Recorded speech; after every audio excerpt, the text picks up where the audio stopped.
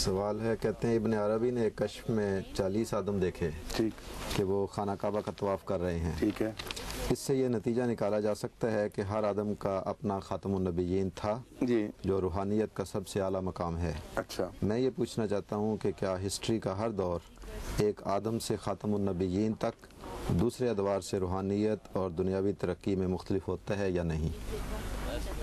تاریخ عالم تو اس بات پر گواہ ہے کہ جب سے انسان بنا ہے مسلسل ترقی کر رہا ہے۔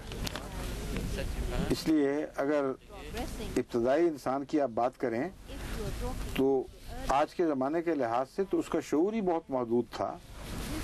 اتنا محدود شعور تھا کہ دماغی لحاظ سے کرینیم بھی چھوٹی ہوتی تھی۔ وہ ہڈی کا خول جس میں دماغ ہوتا ہے آج کے انسان کے مقابلے پر وہ نسبتاً بہت چھوٹا تھا۔ تو یہ خیال کر لینا کہ ہر ایک کا اپنا خاتم ان معنوں میں کہ وہ تمام ترقیات نصیب ہو جائیں جو مذہب اسلام کے نتیجے میں بالآخر رونما ہوئی، یہ بالکل غلط خیال ہے۔ تاریخ اس کو جھٹلا رہی ہے، سائنس اس کو جھٹلا رہی ہے۔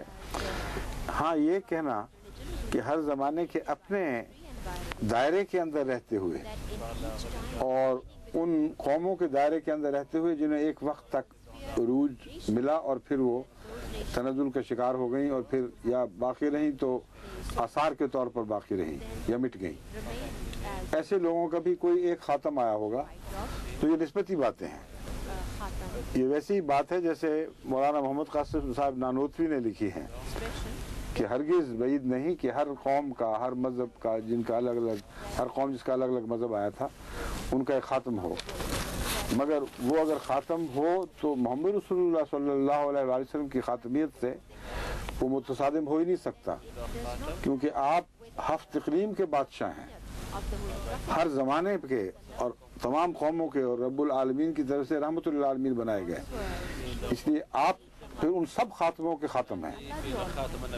بس حقیقت یہ ہے کہ اگر کوئی خاتم ہے تو ہمیں اس بحث میں پڑھنے کی ضرورت نہیں، قرآن ہم سے اس خاتمیت پر ایمان لانے کا تقاضا نہیں کرتا۔ ایک فلسفیاتی بحث ہے، کوئی بعید نہیں ہے کہ ان زمانوں میں ان قوموں کو کے عروج اور زوال کی داستان میں ایک ایسا نام بھی لکھا ہو جو ان سب میں سب سے بہتر ہو، اس سے تو انکار ہو ہی نہیں سکتا۔ اس کو آپ جزوی خاتم، جزوی طور پر خاتم کہہ لیں تو کہہ لیں، مگر حضرت محمد مصطفیٰ صلی اللہ علیہ وآلہ وسلم کی خاتمیت کے ساتھ اس کا موازنہ نہیں ہو سکتا۔